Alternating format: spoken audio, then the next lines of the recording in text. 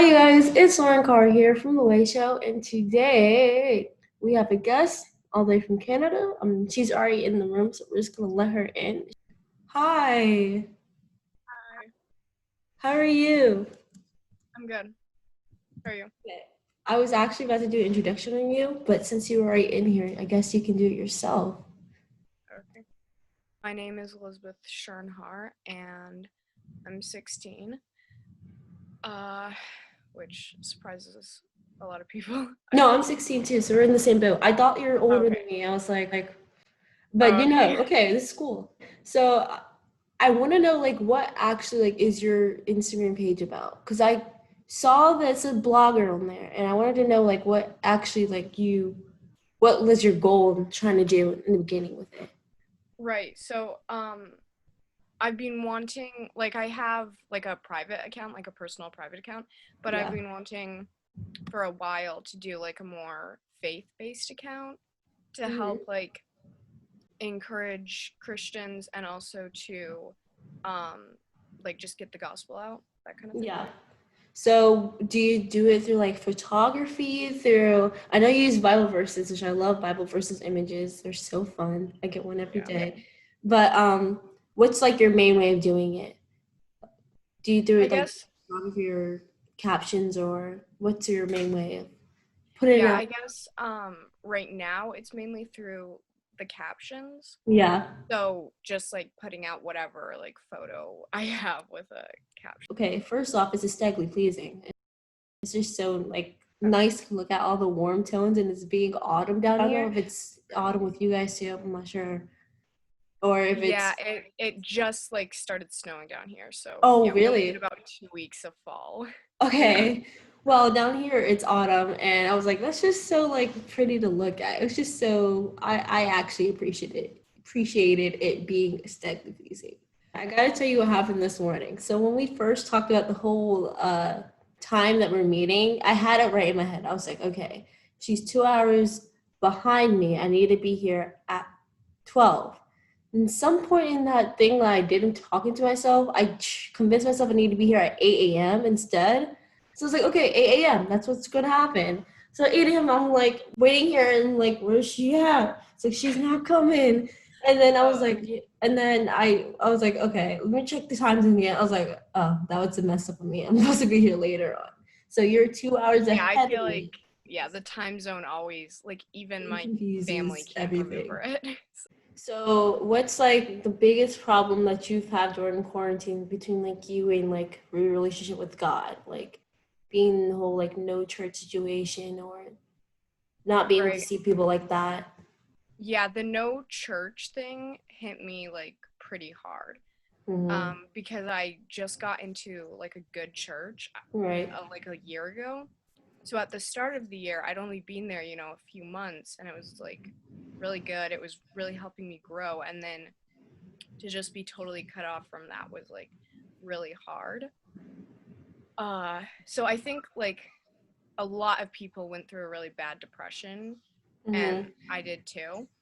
So yeah, that um I would say in the summer things started to get better though, and my relationship with God really started to heal and to grow. So, what brought you out of that tough time? To that church started reopening. Yeah. So, and I was just um like when I was being like cut off from everybody at church and everything, I kind of like didn't want to talk to anybody. But once like the church doors started getting opened again, I uh I was like, okay, I'm gonna start talking to people about like what I can do to um grow and grow in my relationship with God. So So, do you go to public school too, or are you homeschooled, or what's that situation? yeah, I'm homeschooled. I've always been Okay, homeschooled. I was gonna say, so I'm trying to grasp the concept of how, so basically most of your people that you know is either from your church and whatnot. Yeah. Okay, so I understand, because I've been to that situation where all my closest friends are in the church, and not being with them sucks sometimes. So we try to work it the best, especially during quarantine. we had to watch it online, and watching it online just never felt the same as like actually Yeah, being there. And doing that for months was like a struggle. Like it like pulls you with you and your God, like you and yeah. God. It was hard. But okay, so during quarantine, have you like listened to like any new musics, new bands? Like what's like your new thing now? Like what's something that you've gotten out of quarantine? Hmm. Well, I think really just my like making the account helped me, which it was sort of like an idea born in quarantine.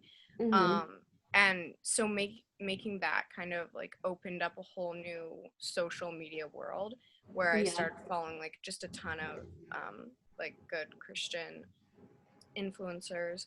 And I don't know if you've heard of this, but it's an account called Gen Z for Jesus.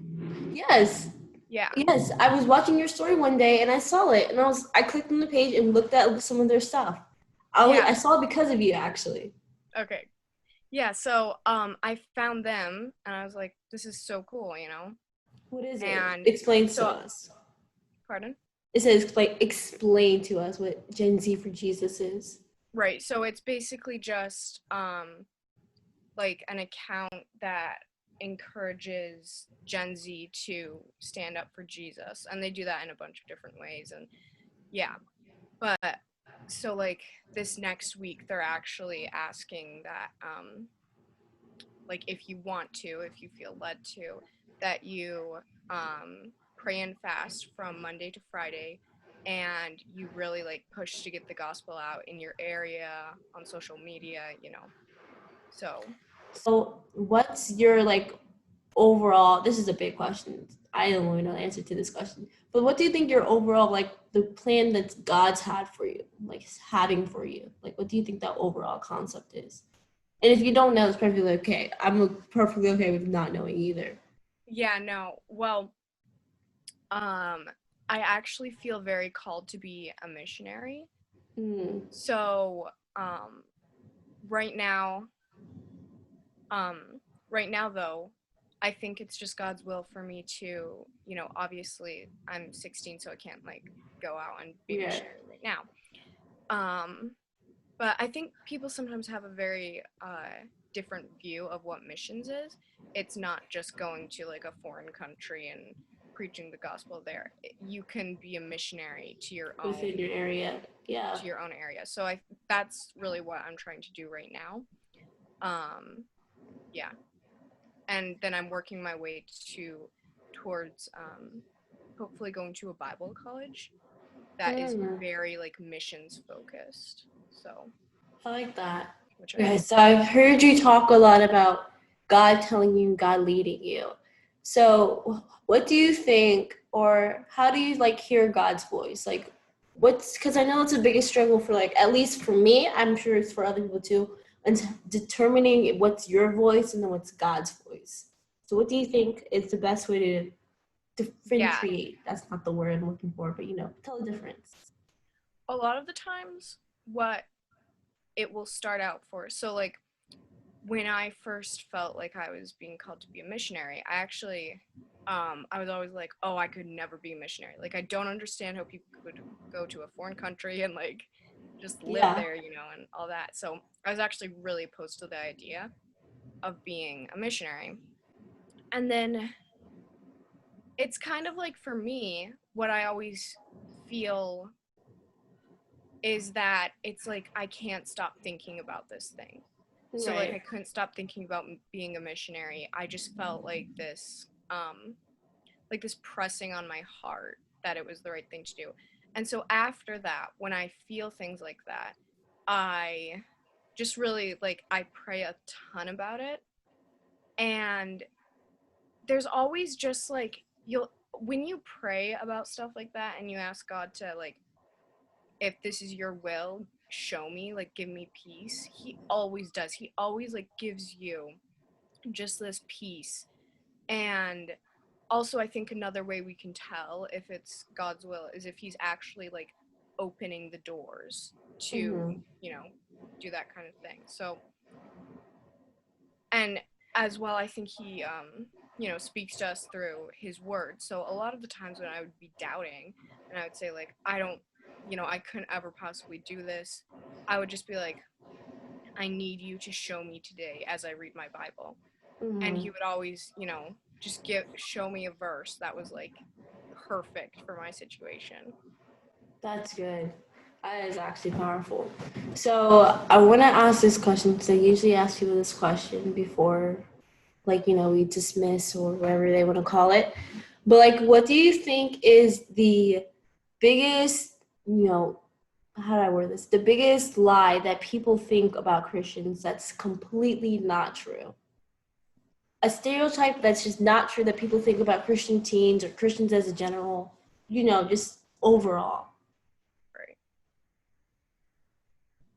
Well, I think sometimes we give ourselves this stereotype, but it shouldn't be this way. I think it's that we're much more focused on like works and not heart and our relationship with God.